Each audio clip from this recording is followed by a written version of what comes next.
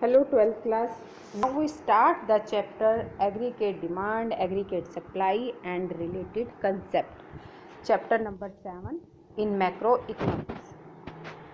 तो सबसे पहले हम करेंगे कि एग्रीगेट डिमांड क्या है। डिमांड का चैप्टर आप ऑलरेडी 11th क्लास में थ्योरी ऑफ डिमांड में पढ़ चुके हो। तो एग्रीगेट डिमांड क्या होता है कि इनकी होल इकोनॉमी की डिमांड एक गुड्स के लिए कितनी है। तो एग्रीगेट डिमांड रेफर करता है to the total demand for final goods and service and economy during an accounting year. एक अकाउंटिंग ईयर के अंदर एक इकोनॉमी में फाइनल गुड्स और सर्विस की टोटल कितनी डिमांड हुई, उसको हम कहते हैं aggregate demand. Aggregate demand is aggregate expenditure. Aggregate demand को हम एग्रीगेट एक्सपेंडिचर भी कह सकते हैं ऑन प्लांट कंजम्पशंस और plant x and plant investment that all sector of the economy are willing to incur at each income level. Aggregate demand को हम aggregate expenditure इसलिए कहते हैं क्योंकि हम जब भी कोई किसी चीज़ की डिमांड करते हैं तो उसके लिए क्या करते हैं, पैसा खर्च करते हैं खरीदने के लिए। तो खरीदने के लिए अगर पैसा खर्च कर रहे हैं तो ऑटोमेटिक हम एक्सपेंडिचर कर रहे हैं। तो वो एक्सपेंडिचर हमारा कंजम्पशंस भी, उपभोग भी हो सकता है और इन्वेस्टमेंट मतलब निवेश भी हो सकता है सभी सेक्टर ऑफ द इकोनॉमी में, क्योंकि सभी जो है विलिंग पावर होती है अपने इनकम लेवल के अकॉर्डिंग। लोग बाग जो है सभी सेक्टर जो है डिमांड करते हैं, खर्चा करते हैं। अगर हम केनीज के अकॉर्डिंग पढ़ते हैं, केनीज जो राइटर है जिन्होंने एग्रीगेट डिमांड के बारे में जो बताया था, वो क्या रेफर करते हैं टोटल अमाउंट ऑफ मनी, यानी कि वो एक्सपेंडिचर को लेके चलते हैं कि टोटल कितना पैसा खर्च हुआ, which the buyer are ready to spend on purchase of goods and service. जिसमें खरीदने वाला जो खर्चा करता है वो कितने गुड्स और सर्विस पर खर्चा कर रहा है, कितना सामान खरीद रहा है। Produce in an economy during N given period, एक गिवन पीरियड में जितना भी सामान प्रोड्यूस हुआ है उस पर उसको जो है बायर कितना परचेज कर रहा है, परचेज करके खर्चा करता है। ठीक है। It should be kept in mind that can is measured aggregate demand not in term of physical goods and service but the part of total income that society is ready to spend. वो aggregate demand को वो एक physical goods और service से ही लेके नहीं चलते, उस टर्म से नहीं लेते, बल्कि वो क्या कहते हैं कि इनकम का कितना पार्ट जो है खर्च की या खर्च करने के लिए तैयार होता है। तो ये तो बात थी एग्रीगेट डिमांड की कि एग्रीगेट डिमांड क्या है। अब बात करेंगे what is the component of aggregate demand. Aggregate demand के कंपोनेंट क्या क्या है, मतलब कि एग्रीगेट डिमांड में हम किन किन चीज़ों को शामिल करते हैं। हमने अभी जो ऊपर डेफिनेशन पढ़ी थी उसके अकॉर्डिंग हम जो है एग्रीगेट डिमांड में कंजम्पशन प्लस इन्वेस्टमेंट दोनों को इंक्लूड करते हैं। वो कंजम्पशन कौन करेगा, private house hold consumption demand. The total expenditure incurred by all the household of the country on their personal consumption is known as private consumption expenditure। Kaynes के through हम जो है बात कर रहे हैं कि हाउस होल्ड कितनी डिमांड कर रहा है, पूरी कंट्री के अंदर जितने भी हाउस होल्ड है सभी, ठीक है, अपने पर्सनल कंजम्पशन से कितना पैसा खर्च कर रहे हैं, उसको हम किस नाम से जानते हैं, private consumption expenditure. Okay. Consumption demand depend किस पे होती है, on disposable income and for propensity of the consume, यानी कि उसकी इनकम कितनी है, क्योंकि इनकम के अकॉर्डिंग तो हम खर्चा करते हैं। अगर हमारी इनकम 5,000 की है तो हम कोशिश करते हैं 4,000 रुपये खर्च करें, 3,000 रुपये खर्च करें, 1-2 हज़ार रुपये जो है सेविंग करके रखें इन फ्यूचर के लिए। और कितना पार्ट खर्च कर रहे हैं, यानी कि किस रेशो में खर्च कर रहे हैं, वो होती है कंजम्पशन डिमांड, इसी पे ही डिपेंड करती है। फिर बात करते हैं इन्वेस्टमेंट। इन्वेस्टमेंट क्या है, to generate the income. Income को जनरेट करने के लिए हम जो खर्चा करते हैं उसको कहते हैं investment. Private investment demand refer क्या करती है, demand for capital goods by private investor. क्योंकि इन्वेस्ट कौन करेगा, इन्वेस्टर करेगा, इनकम प्रोड्यूसर करेगा, उसको हम इन्वेस्टर भी कहते हैं, यानी कि उसने पैसा निवेश किया ताकि उसकी इनकम इंक्रीज हो। It is additional to existing stock of real capital assets such as machine, tools, factory, building, land. कुछ भी नहीं किन्हीं कैपिटल गुड्स पे वो पैसा खर्च कर सकता है। कैपिटल गुड्स आपको मालूम है जो लॉन्ग टर्म तक चलती है और जिनकी हाई वैल्यू होती है। तो जो प्राइवेट इन्वेस्टर है वो क्या परचेज करेगा, मशीन परचेज करेगा या टूल्स परचेज करेगा, फैक्ट्री परचेज करेगा, बिल्डिंग परचेज करेगा, लैंड परचेज करेगा, इस तरीके की करेगा ताकि वो सामान प्रोड्यूस कर सके। इन्वेस्टमेंट डिमांड किस पे डिपेंड होती है, marginal efficiency of capital and interest rate. Investment कब डिपेंड होती है, दो चीज़ों पे डिपेंड होती है, एक तो मार्जिनल एफिशिएंसी कितनी है कैपिटल की, सेकंड इंटरेस्ट रेट क्या है, क्योंकि पैसा इन्वेस्ट करने के लिए लोन लेना होगा, लोन लेगा तो रेट ऑफ इंटरेस्ट देखेगा, अगर रेट ऑफ इंटरेस्ट ज़्यादा है तो वो इन्वेस्टमेंट रोक देगा, रेट ऑफ इंटरेस्ट कम है तो इन्वेस्टमेंट ज़्यादा करेगा। ठीक है, उसी प्रकार से अगर सेविंग पर जो है रेट ऑफ इंटरेस्ट ज़्यादा मिल रहा है तो वो पैसा बैंक में ही रखेगा, पैसा इन्वेस्ट नहीं करेगा। अगर सेविंग करने से पैसे में रेट ऑफ इंटरेस्ट कम मिल रहा है तो वो पैसा ज़्यादा से ज़्यादा इन्वेस्ट करेगा। तो इन चीज़ों पे डिपेंड होती है इन्वेस्टमेंट। इन्वेस्टमेंट जो है वो टू टाइप की होती है, एक ऑटोनोमियस होती है, दूसरी होती है इंड्यूस इन्वेस्टमेंट। ओके, तो बट केनीज जो है, केनीज की थ्योरी के अंदर ऑटोनोमियस को ही इंक्लूड किया जाता है। तो हम इसका डिफरेंस करेंगे induce investment and autonomous investment. Induce investment क्या रेफर करती है, it refer to the investment which is made with the motive of earning profit. यानी कि इंड्यूस इन्वेस्टमेंट वो इन्वेस्टमेंट है जिस मतलब कि इन्वेस्टर का मेन मोटिव क्या होना चाहिए, earning profit. Second, it is generally done in private sector. ज़्यादातर ये प्राइवेट सेक्टर में होता है क्योंकि प्राइवेट सेक्टर में क्या होता है, main motive maximum profit. It is income elastic, इसकी जो इनकम होती है इलास्टिक यानी कि लोशील होती है, टाइम के अकॉर्डिंग जो है चेंज होती है। If national income goes up, induce investment also goes up. अगर हमारी देश की जीडीपी अच्छी है, इकोनॉमी अच्छी है, नेशनल इनकम इंक्रीज़ हो रही है तो लोग ज़्यादा से ज़्यादा पैसा इन्वेस्ट करेंगे।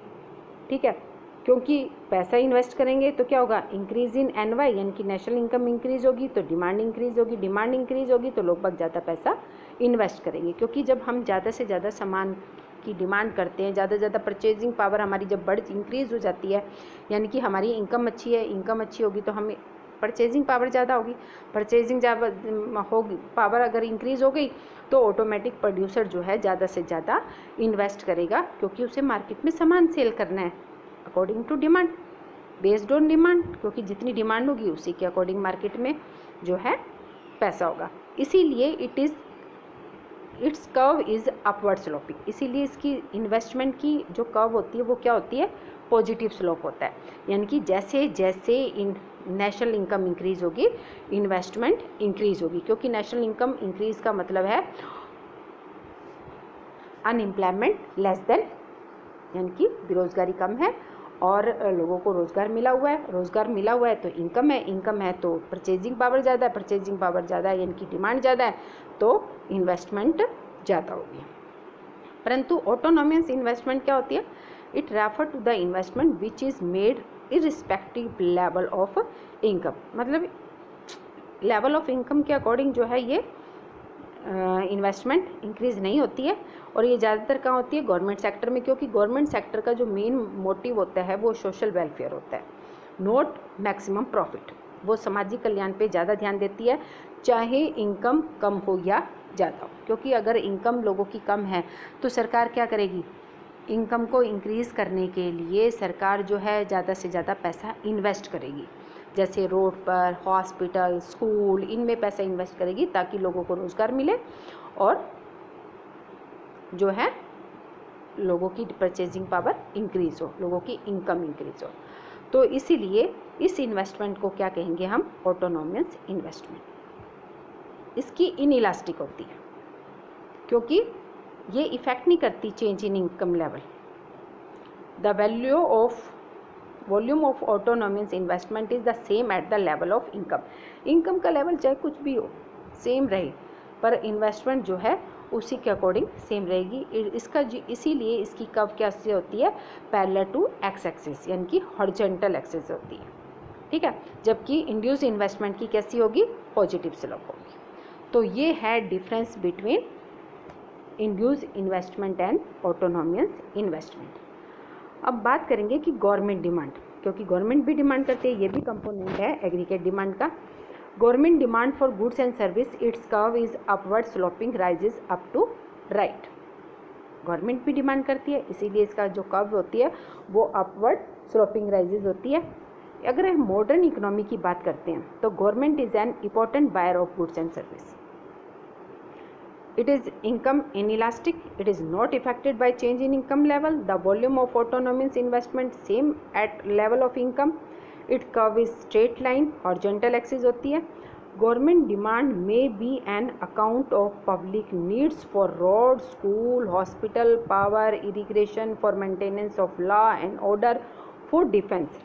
कि गवर्नमेंट को तो खर्चा करना ही होता है, अगर इनकम लेवल चाहे कुछ भी हो, सरकार तो खर्चा करती है सोशल वेलफेयर को मैक्सिमम करने के लिए, चाहे वो रोड की कंस्ट्रक्शन कर रही है, स्कूल की, हॉस्पिटल की, इलेक्ट्रिसिटी की, या लॉ ऑफ ऑर्डर को मेंटेन करने की, या डिफेंस के लिए, तो ये खर्चा करती है चाहे इनकम लेवल कुछ भी है। इसीलिए ये क्या होती है, हॉरिजॉन्टल एक्सिस होती है। फिर नेक्स्ट कंपोनेंट क्या है, demand for net export. Net export मतलब export minus import. Net export represent करता है फॉरेन डिमांड को for goods and service produce by an economy. एक इकोनॉमी ने जो सामान प्रोड्यूस किया है उसमें फॉरेन डिमांड कितनी है, तो उसको शो करता है net export. When export exceed import, जब एक्सपोर्ट ज़्यादा हो और इम्पोर्ट कम हो तो नेट एक्सपोर्ट क्या होगा, पॉजिटिव होगा। और जब इम्पोर्ट ज़्यादा होगा, एक्सपोर्ट कम होगा, तो क्या होगा, नेगेटिव होगा। Export and import of a country are influenced by a number of factor. Export और इंपोर्ट कम या ज़्यादा होने के बहुत सारे कारण होते हैं। जैसे कुछ एग्जांपल है, जैसे ट्रेड पॉलिसी बना दी सरकार ने, कोई व्यापार से रिलेटेड कोई फॉरेन पॉलिसी बन गई। एक्सचेंज रेट हमारा कम या ज़्यादा हो गया, जो मैंने आपको फॉरेन एक्सचेंज रेट में करवाया था। प्राइस इंक्रीज़ या डिक्रीज़ हो गए। क्वांटिटी ऑफ गुड्स जो है, क्वालिटी ऑफ गुड्स जो है इंक्रीज़ या डिक्रीज़ होगी। अब पहले बहुत अच्छी क्वालिटी का सामान आता था, अब कम क्वालिटी का सामान आता है तो नहीं करते हैं। तो ये बहुत सारे रीज़न होते हैं जिस पर डिपेंड होता है एक्सपोर्ट एंड इंपोर्ट। तो ये 4 टाइप्स ऑफ जो है डिमांड है, यानी कि एग्रीगेट डिमांड के कंपोनेंट। कि एग्रीगेट डिमांड में हम किन किन चीज़ों को लेते हैं, सबसे पहले लेते हैं C mean consumptions. I means investment, G मतलब government expenditure, X minus M मतलब net export. For sake of simplicity Keynes include only 2, परंतु कैनीज जो है केवल 2 चीज़ों को ही लेके चलता है, एक कंजम्पशंस और दूसरी इन्वेस्टमेंट। इन्वेस्टमेंट प्राइवेट भी हो सकती है, इन्वेस्टमेंट गवर्नमेंट के द्वारा भी होती है। जो प्राइवेट पर्सन इन्वेस्टमेंट करता है उसको हम इंड्यूस इन्वेस्टमेंट कहते हैं, और जो गवर्नमेंट इन्वेस्टमेंट करती है उसको क्या कहते हैं हम, autonomous. Aggregate demand can be explain with the help of AD schedule and AD curve. हम जो है इसको एक्सप्लेन कर रहे हैं बाय कर्व के थ्रू। ठीक है, मैंने ये एक टेबल है, नेशनल इनकम है। पहले नेशनल इनकम 0 थी, फिर 10 हुई, फिर 20 हुई, 30, 40, 50, यानी कि जैसे जैसे प्रोडक्शन इंक्रीज़ हुआ लोगों की इनकम इंक्रीज़ हुई और लोगों ने खरीदना शुरू किया तो देश की इनकम इंक्रीज़ हुई। उसी के अकॉर्डिंग इनकम चाहे हमारी 0 हो परंतु हम मिनिमम लेवल की कंजम्पशंस करते ही करते हैं।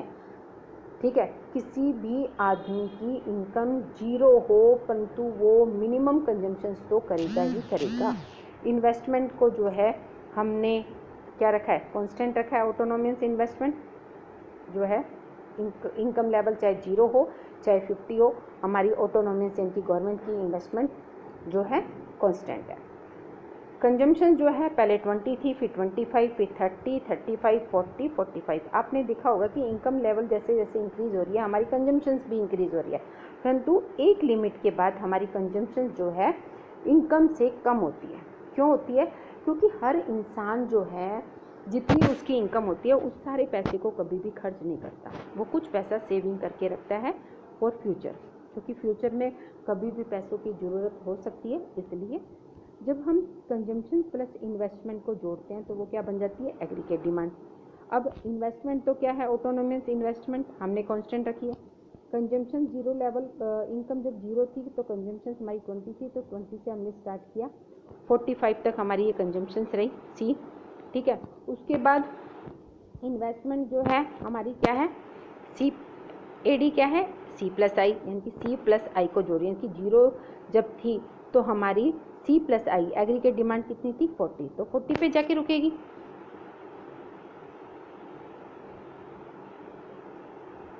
ठीक है, तो एग्रीगेट डिमांड क्या है, ये 40 से स्टार्ट हुई है, जबकि कंजम्पशन हमारी किससे हुई है 20 से हुई है, और ऑटोनोमियस हमारी क्या है कांस्टेंट है, कांस्टेंट है।